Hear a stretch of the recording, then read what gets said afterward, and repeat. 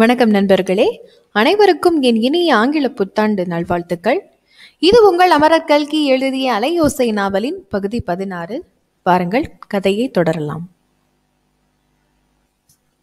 தேவி பராசக்தி. கதையோ கற்பனையோ என்று கிட்டாவையில் சந்தேகப்படும்படி ராஜம்மாள் கூறிய வரலாறு அத்துடன் முடியவில்லை. ராஜத்தையும் சீதாவையும் அதிசய கடலில் மூழ்கடித்துவிட்டு அந்த ஸ்திரீ கீழே இறங்கி போன சில நிமிஷத்துக்கெல்லாம் துரைசாமி வந்து சேர்ந்தார். ராஜத்தை பார்த்து, இங்கு யாராவது வந்திருந்தார்களா என்ன? நான் மச்சுப்படி ஏறு வந்த போது ஒரு ஜனனா ஸ்திரீ முகத்தை முக்காடு போட்டு மறைத்து கொண்டு தடதடவென்று இறங்கி ஓடினாளே என்றார். ராஜம் சீதாவை குறிப்பாக ஒரு பார்வை பார்த்துவிட்டு, இங்கு ஒருவரும் வரவில்லையே என்றாள். போகட்டும், சாயங்கால வேளையில் நீ ஏன் படுத்திருக்கிறாய்? உனக்கு ஏதாவது உடம்பா என்ன என்று கேட்டார் துரைசாமி. அதெல்லாம் எனக்கு உடம்பு கிடம்பு ஒன்றுமில்லை, ஏதோ படபடவென்று வந்தது, படுத்து கொண்டேன் என்றாள் ராஜம். துரைசாமி அருகில் வந்து ராஜத்தின் கன்னத்தை தொட்டு பார்த்தார். அவருடைய கை ஏன் இவ்வளவு ஜில்லிட்டிருக்கிறது என்று ராஜம் எண்ணினாள். அடடே, உடம்பு ஒன்றுமில்லை என்கிறாயே, 103 டிகிரி ஜுரம் இருக்கும் போலிருக்கிறதே. இதோ தெர்மாமீட்டர் எடுத்துக்கொண்டு வருகிறேன் என்று துரைசாமி தம்முடைய அறைக்கு சென்றார். அவர் அப்பால் போனதும் சீதா அம்மாவை தொட்டு பார்த்துவிட்டு, ஆமம்மா, அப்பா சொன்னது சரிதான், உடம்பு கொதிக்கிறதே என்றாள். ராஜத்துக்கும் தனக்கு ஜுரம்தான் என்று தெரிந்துவிட்டது. உடனே ஒரு சந்தேகம் உதித்தது. சற்று முன் நடந்ததெல்லாம் ஜுரத்தின் வேகத்திலே தனக்கு தோன்றிய பிரம்மையோ என்று எண்ணினாள். அந்த எண்ணம் அவளுக்கு மிக்க வேதனை அளித்தது. அவளுடைய 35 பிரயாயத்தில் இன்று ஒரு நாள் அவளுடைய வாழ்க்கை கதை போல் ஆகியிருக்கிறது. கதைகளில் நடப்பது போன்ற அதிசய சம்பவம் ஒன்று நடந்திருக்கிறது. அது பொய்யாய், காணல் நீராய், வெறும் பிரம்மையாய் போவதாயிருந்தால் அவளுக்கு ஏமாற்றமாயிராதா? சந்தேகம் தோன்றிய ஒரு நிமிஷ நேரத்துக்கெல்லாம் சந்தேகத்தை தீர்த்து கொள்ள வழி தோன்றியது. தலையணை அடியில் கையை விட்டு துளாவி பார்த்தால் ரூபாய் நோட்டுக்கத்தையும் ரத்னஹாரமும் கையில் தட்டுப்பட்டன. பிரம்மை அல்ல, உண்மைதான் என்று நிச்சயம் செய்து கொண்டாள். சீதாவில் அழகில் அழைத்து அணைத்து கொண்டு, சீதா, அப்பாவிடம் ஒன்றும் சொல்லாதே, காரணம் பிற்பாடு சொல்கிறேன் என்று காதோடு சொன்னாள். சீதாவும் குறிப்பை அறிந்து கொண்டு சரியம்மா என்றாள். துரைசாமி தெர்மாமீட்டர் கொண்டு வந்து வைத்து பார்த்தார். ஜுரம் 104 டிகிரி இருந்தது.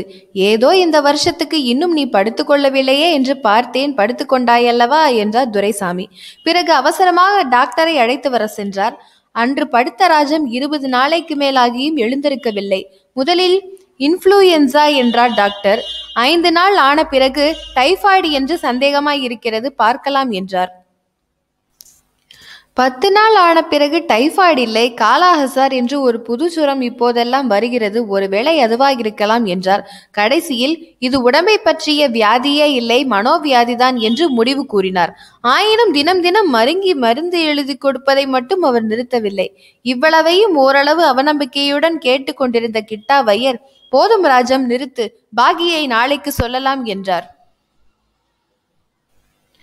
இதற்குள் டாக்டருடன் மருந்து கடைக்கு சென்ற துரைசாமியும் மருந்து வாங்கி கொண்டு வந்து சேர்ந்தார். முன்னதாக அவருடைய வரவை தெரிவித்துக் கொண்டே சீதா அந்த அறைக்குள்ளே பிரவேசித்தாள். தனது மனைவியும் மைத்துனரும் இருந்த நிலையை பார்த்துவிட்டு துரைசாமி, அண்ணா, அருமையாக வந்திருக்கிறீர்களே என்று மொச்சு என்று பேசி கொட்டினாளாக்கும்.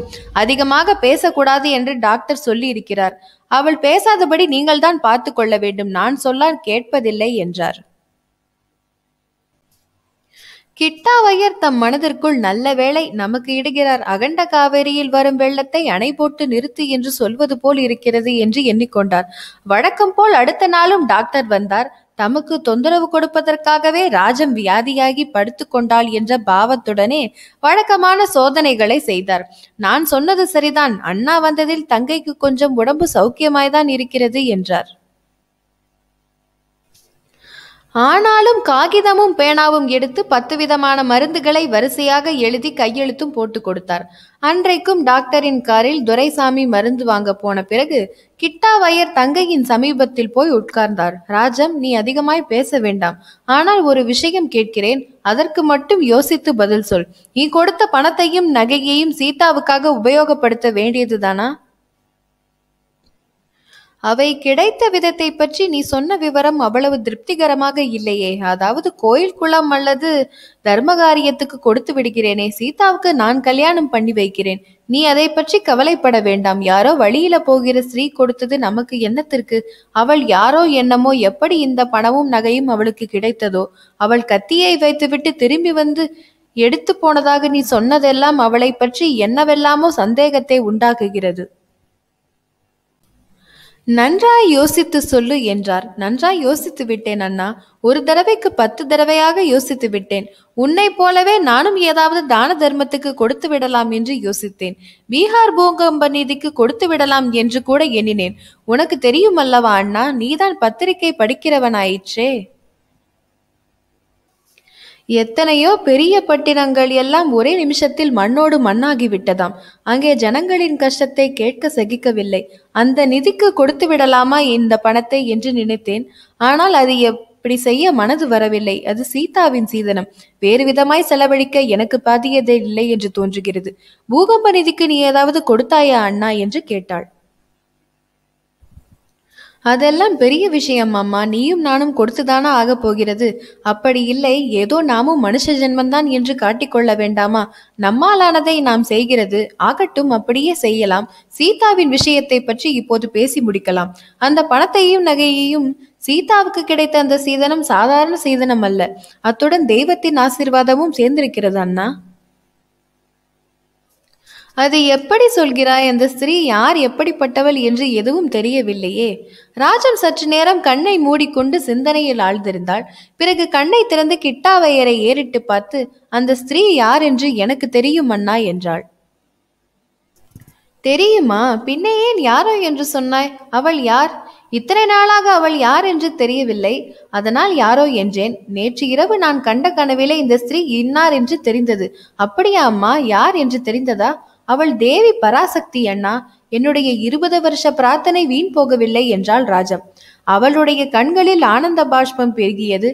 இதனால் கிட்டாவையருடைய மனம் இன்னமும் அதிகமாக குழம்பியது. டாக்டர் சொன்னது உண்மைதான் போலிருக்கிறது. இவளுக்கு மனதிலேதான் ஏதோ கோளாறு ஏற்பட்டிருக்க வேண்டும் என்று சொல்லிக் கொண்டார். உடம்பாயிருந்தாலும் மனதாயிருந்தாலும் சீக்கிரத்தில் ராஜத்தை குணப்படுத்தி அருளும்படி அவளுடைய குலதெய்வத்தை வேண்டிக் கொண்டார். அதற்கு மறுநாளும் டாக்டர் வந்தார். வழக்கம் போல் சோதனை செய்து பார்த்தார். இன்றைக்கு இன்னும் கொஞ்சம் பரவாயில்லை என்றார். பிறகு பிரிஸ்கிரிப்ஷன் எழுதுவதற்கு கையில் காகிதமும் பேனாவும் எடுத்தார். ஆனால் ஒன்றும் எழுதவில்லை. திடீரென்று ஏதோ தோன்றியவரை போல் காகிதத்தையும் பேனாவையும் கீழே வைத்தார். மிஸ்டர் துரைசாமி, ஒரு விஷயம் சொல்லட்டுமா என்றார். பேஷாக சொல்லுங்கள், கேட்பானேன் என்றார் துரைசாமி. உங்கள் சம்சாரத்துக்கு இனிமேல் இந்த மருந்துகளாலெல்லாம் உபயோகமில்லை. ஆயுர்வேதத்துக்கு போனால் அவ்வளவுதான். இந்த அம்மாளை யமனிடம் ஒப்புவிக்கிற மாதிரிதான். பின்ன என்ன சொல்கிறீர்கள்? உங்கள் மனைவிக்கு இப்போது கொடுக்க வேண்டிய மருந்து இடமாறுதல் தான். இந்த பம்பாய் நகரத்தில் 20 வருஷமாக இருந்திருக்கிறார்கள் அல்லவா? வேறு ஊருக்கு போய் சில நாள் இருந்துவிட்டு வரட்டும். உங்கள் மைத்துனர் கிட்டாவையர் கிராமவாசிதானே, அவரோடு கூட்டி அனுப்புங்களேன். எனக்கு கொஞ்சம் கூட ஆட்சேபம் இல்லை. கிட்டாவையர் அழைத்து போவதா இருந்தால் என்ன, திவ்யமாக அழைத்து போகிறேன். போன வருஷமே அழைத்து போகிறேன் என்று சொன்னேன். இவர்தான் அனுப்பவில்லை. நானா அனுப்பவில்லை? உங்கள் தங்கைதான் போக மாட்டேன் என்று பிடிவாதம் பிடித்தாள். இந்த வருஷமும் அதையே தான் சொல்கிறேன் என்றாள் ராஜம்மாள். இந்த பிடிவாதம் உனக்கு ஆகாதம்மா. ஊர் மாறாவிட்டால் உனக்கு உடம்பு குணமாகது. டாக்டர், 20 வருஷமாக இந்த இடத்தில் இருந்து விட்டேன். பாக்கி இருக்கும் சில நாளும் இங்கேயே இருந்து விடுகிறேன். அப்புறம் உங்கள் இஷ்டம். நான் என்ன சொல்லட்டும் என்று டாக்டர் கூறி மறுபடியும் காகிதத்தையும் பேனாவையும் எடுத்து வரிசையாக மருந்துகளை எழுதினார். என்ன நேயர்களே, மீண்டும் உங்களை அடுத்த அத்தியாயத்தில் சந்திக்கிறேன். நன்றி, வணக்கம். இந்த சேனலை சப்ஸ்கிரைப் பண்ணுங்க. பக்கத்தில் இருக்கிற பெல் ஐக்கனை மறக்காம கிளிக் பண்ணுங்க.